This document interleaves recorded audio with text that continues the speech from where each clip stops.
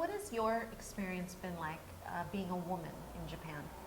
Well, so, okay, all right. As a woman who is no longer under 35, it's really difficult to get a job.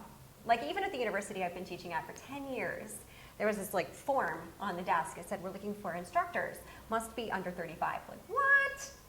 So even if I wanted to get a job, I couldn't get a job. Even though I'm fully qualified, I even work here, but if I wanted to apply for a full-time position, I couldn't. If I wanted to recommend a friend for this job, couldn't. Once you get to be a certain age, it's like you're burned out.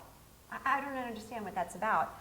And I remember handing my card, my business card, to a man. And he looked at my card, and first he saw the photo, because this is one thing. In order to find the perfect clients, you have to have this velvet rope in order to find the right clients. Otherwise, you end up spending and wasting your time trying to weed through who are going to be the ideal clients or the less than ideal clients, the ones who are going to be like, versus the, oh man, these people are amazing. I love working with them every day. So there's a little velvet rope. And one of them is my business card. I have me in my business suit on a skateboard. This is just my velvet rope.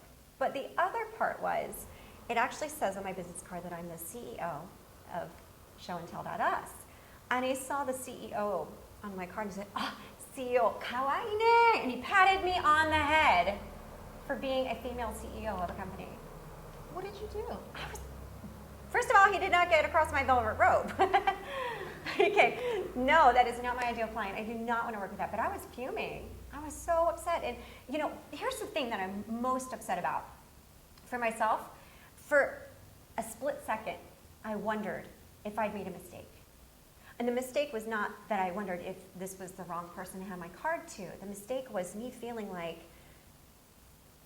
maybe to get along well in Japan and to have a successful company, I should have put my co-founder as the CEO and me as the vice president. And your co-founder is a male. My co-founder is a male. And he's a fantastic guy.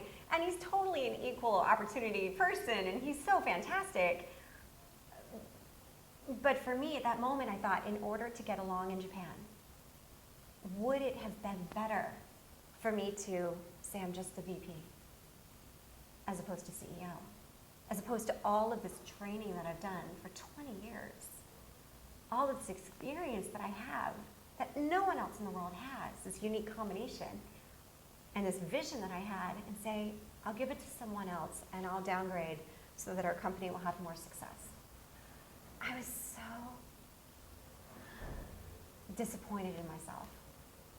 And now in the US, that would have never happened, or not in this day and age. But for me to take that moment and think, I should downgrade.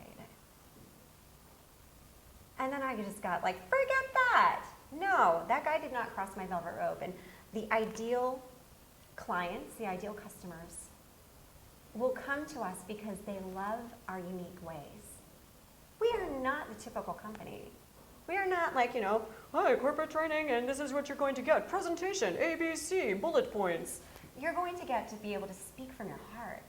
Be who you are, the unique soul that you are. Connect and engage. It's not your typical McDonald's of training.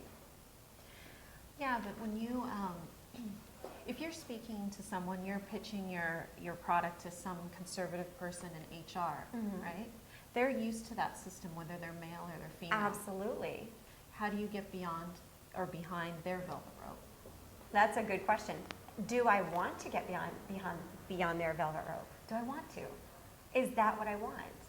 And I think about that. And I've gone through this dialogue in my brain like a million times. But if we had that, well, I'd be rich, And it's not about that.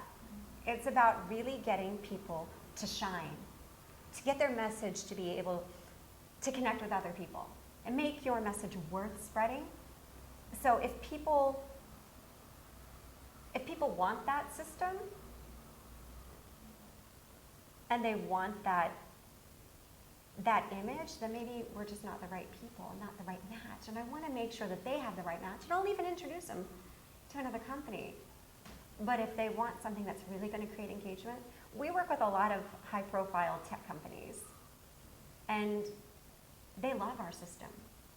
I mean, you think about a conservative company in Japan, and you think, well, maybe NEC is conservative, right?